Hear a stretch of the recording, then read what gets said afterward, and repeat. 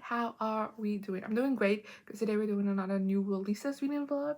I really just in 2026 want to be better about not only reading new releases but also talking to you about them. So I'm doing these vlogs semi-regularly. So right now I'm talking about 3 April new releases that I got a guy off to our gallery and I'm very excited to read. I'll share with you my thoughts on them. They're all also by authors I have previously really enjoyed before, so I'm hopeful that this will be all hits, especially with the curse that's been on me in April. Like, my ratings have been at an abysmal low point. Starting off with Miss Mabel Goes Back to the Shopping Blog, which is Sutanto. That's probably the author from today's list that I've had the most successes with, and I was extremely hyped for this release. This is a contemporary fiction book. I'll explain more what it's about when I read it, but I was so excited for this release.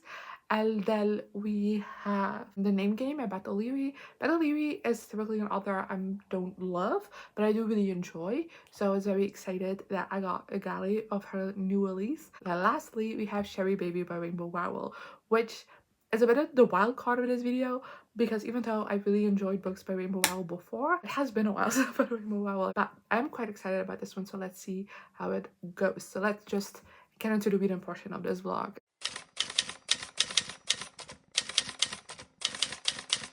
Hi, so I am a quarter of the way through Miss Mabel Goes Back to the Shopping Blog. I believe that's the title. I'm so sorry. I mess up this title all the time. But it's by Jessie Q. Sutanto. And this one follows Mabel, who at the start of the book, her husband leaves her for their chef, who's also like in their 20s, while they are in their 60s. So it's a big deal. And it kind of makes her spiral a little, but then she has the brilliant idea that the only reason that her husband left her for a chef is because he wants someone who can cook. So solution to that is to go to a cooking school, and she signs up to what she thinks is this very like high class culinary school in Paris, France, but she actually signed up for their sister location in like a small town in England. So she kind of has to let go of the glitz and the glamour as she learns to cook and also learns to find herself. And so far I'm really liking this. Where I am, she has just arrived in England, so I feel like I don't have that much to say. But I love Mabel as a main character. I feel like Jessie Q. Sutanto is great at writing like an older character that's also like still really funny and kind of with it a little bit. She did that great in the Dial A for Auntie series with like the different aunties,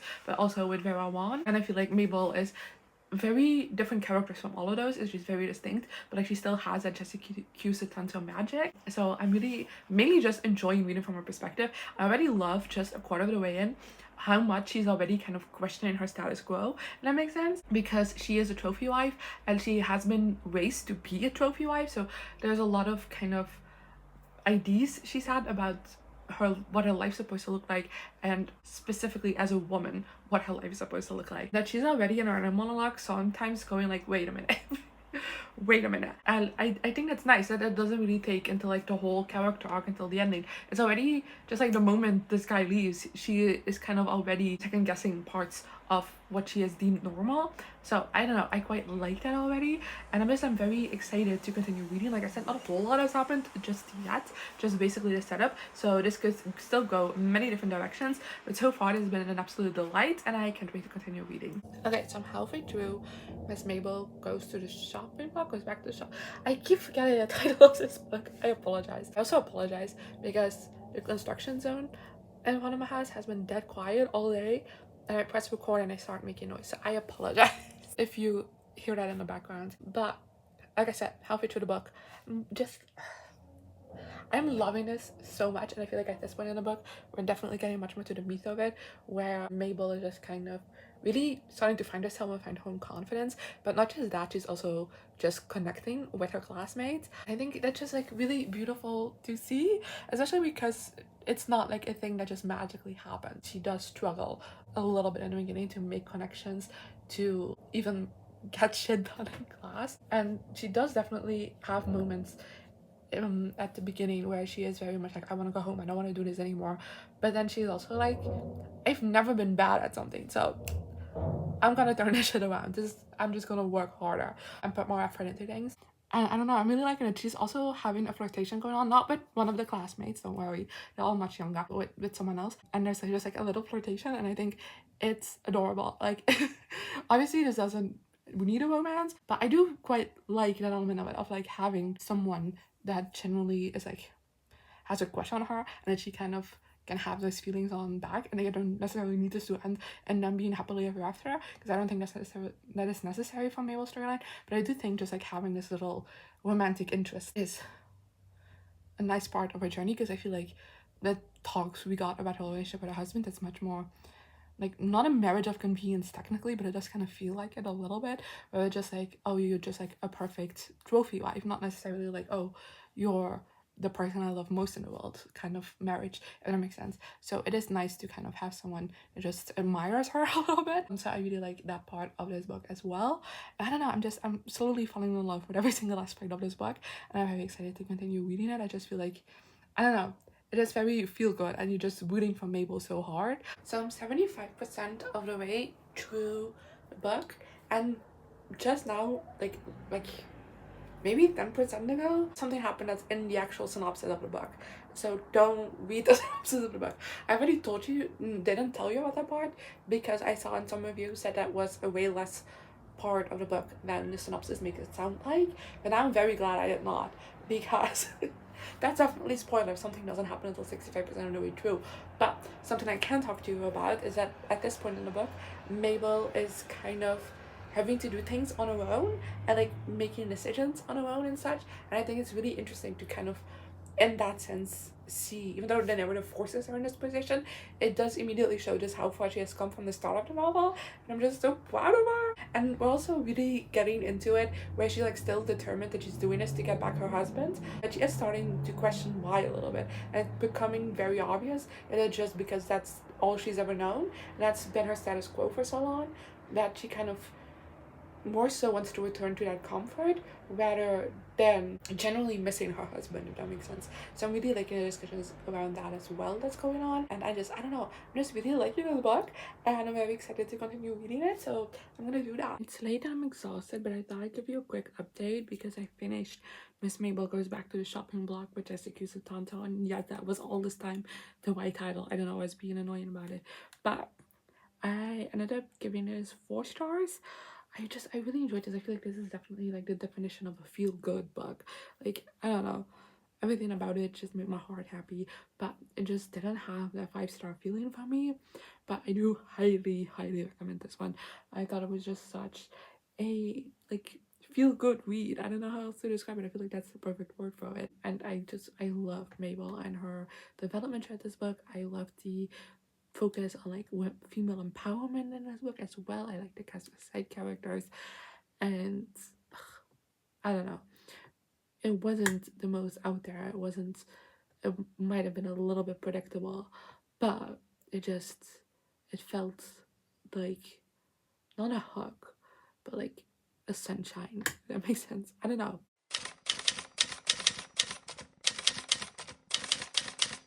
Okay, so I'm a quarter of the way through the name game about to Leary, and I don't know how to feel about this book, so bear with me. But in this book, we follow Charlie Jones and Charlie Jones. One is a woman, one is a man. The woman goes by Charlie, the man goes by Joan. The man goes by Jones, to make the synopsis more clear. But basically, this book started off with Charlie, who has gone through some stuff, we don't know what exactly, and now she's ready for something new, and she just got a job offer to to become the manager of like this farm shop on like a very remote kind of like island small town kind of thing. And because she wants to start life anew, she's like, this is the perfect opportunity, go to take it. Arrives there, enters the shop, comes across a guy. She's like, hi, I'm Charlie Jones. And then the guy's like, I'm also Charlie Jones. And turns out they're both there for the same reason. We also get Jones's POV in his book, where they've both kind of gone through something, are looking for like a new start at life, and then got this job offer. Only issue is that the people running the shop recall only sending out one, not job acceptance, not job application. So there's a bit of a mix up, but they both see kind of a potential in the store and think that if they work hard enough, that they can actually make the store run a profit to be able to pay both of them. So they now kind of like as a trial offer have decided to both take like half the salary instead, and like if they don't get to this profit side, the owners will just pick one or the two of them to keep working whichever one they like best, I guess. And yeah, the thing is, the story is fun. I do very much recommend you bring all your suspension of disbelief, because realism is thrown out of the window, logic thrown out of the window.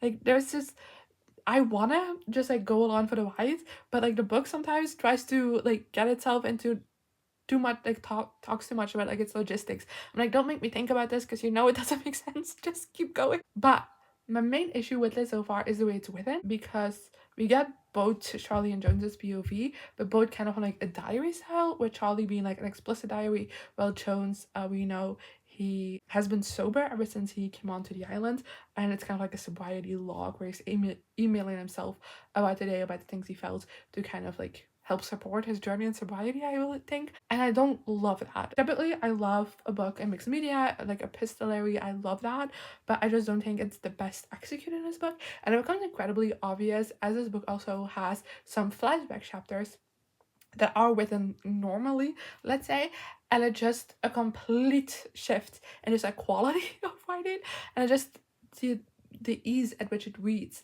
is so much higher in those sections, and it just becomes then very abrupt when you go back to the diaries, and it's just like, ooh, this is rough. But so far the writing is mainly bothering me, so maybe if I continue reading and get used to it a bit more, I will like it more, but so far, who knows? Hi, I'm halfway through the name game, and I can honestly say that the writing is growing on me. As in, I'm not having as much difficulties like actually reading it, but I do feel like it's keeping me a little bit at a distance, which, considering this book is kind of very heavily focused on our main characters' like emotional journeys, that isn't the greatest. But I'm having like a decent enough time with this book. Charlie's starting to annoy me. Jones I quite like. I also feel like we've gotten more into his psyche, if that makes sense. We still don't know fully everything about what went down to lead him here, but we do understand a lot more of him than we do of Charlie, and Charlie is just kind of annoying me a little bit, just because she's very judgmental and hypocritical, and I don't care what you went through, that's just not how you behave as a person. And then the island people, the small town people, typically that's why I read a small town book, for the people, but they all kind of giving me the ick a little bit in some way, so that's also not my favorite.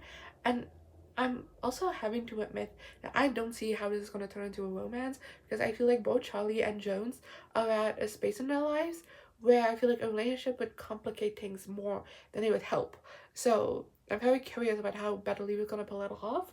So I have very mixed opinions on this book so far. So I finished the name game and I kind of don't want to talk about it. The reason why I didn't update you at the 75% mark is because I feel like most of my thoughts on the book remain the same, except that I just got bored by the book. I didn't really want to talk to you about it. I feel like I didn't really have to say anything about it. But then after the 75% mark, things went batshit. Like there were so many twists and reveals, let's say, and they were dog shit. I'm sorry, they didn't make sense. It turned all of the characters into like extremely unlikable people, and I wasn't the biggest fan of them already, but then like the cleanup was so easy, and I don't know, I gave this 1 star. That just put such a bitter taste in my mouth. I feel like for the most part this book would have been like a 2, maybe a 3, but that ruined things for me. Like, oh my god.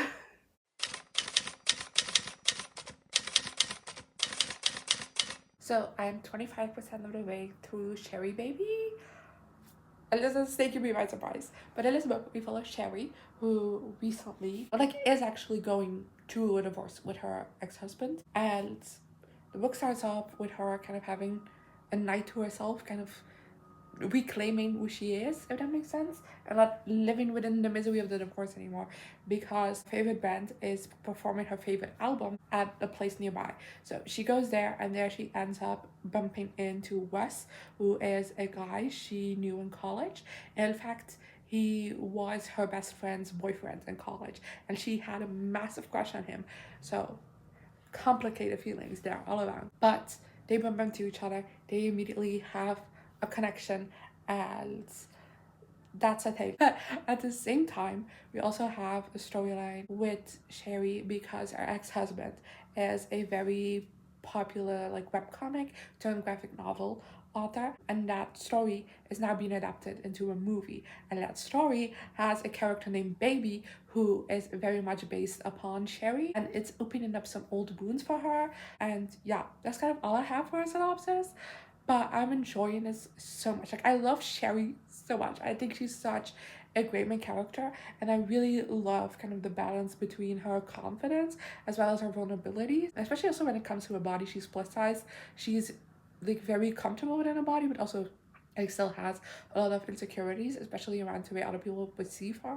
And I think that's just, that balance is really well written. But also when it comes to her divorce, like, she has made peace with that but also still hurts. And I don't know, I like the duality of that within her character so much, and I just really like reading from her perspective. And so far the relationship with Wes is very interesting because, as I said, he was her best friend's boyfriend in college, but the way he's acting, it seems like he's always had feelings for her. And I'm like, okay, but how did the relationship with the best friend happen? I was so curious to see what went on in that timeline, if that makes sense, and how we got to be where we are right now, if that makes sense. So I don't know, I'm very curious about things, I'm very intrigued by it, I'm having a lot of fun with it, and I'm very excited to keep reading, so I'm gonna go do that. I'm halfway through now. All I can say is I cried a little already. I'm obsessed, and this has gone in no direction that I expected, but I'm loving it so much. Like, oh my god. I finished Sherry Baby, and I'm up. That book was everything to me. 5 stars so easily. And it's wild because what I talked to you about in my first update ended up being a very different book than what it is by the end. I don't want to say anything else because I do think the journey is worth it. But this is such a beautiful story. It's very messy, it's very raw, it's very honest, that made me cry, that made my heart ache. I love this book so much. I will say, if you are plus sized, maybe go into this book with caution, because even though overall it is very positive about fat people, especially fat women, it does talk about our main character's like body a lot, and she kind of wanes in how confident she is with it throughout the book a lot. So I would say make sure you're in the right mindset to read this book. But if you are, god damn it, it is such a beautiful love story. And it's not even just a love story, it's also just a journey, not necessarily of self-discovery, but kind of. And I just I loved it so much, man. I really did not see this coming. I think this is genuinely one of my favorite books I've read so far this year, like if not the favorite, because god damn it, it took me by complete surprise. I did not see this coming. I don't know what else to say. I just thought it was brilliant, and you should go read it. If I haven't convinced you of why, I don't know, just do it. I think that's the best decision for all of us, for you to just go read it. Anyway, that brings us to the end of the vlog. I can't believe I ended this with a 5 star. I didn't see this coming. I haven't had, this is only my second 5 star for April, and the other 5 star that I had in April, I literally finished this morning as well. And I spent all day reading this book. So what are the odds, you know? But I would say overall it was a successful vlog. Out of 4 star, and that 1 star we don't talk about, and a 5 star. And like Miss Mabel is a very high 4 star. I highly recommend that book. But yeah, my brain is still trying to process Sherry Baby. I love it so much. Anyway, see you next time.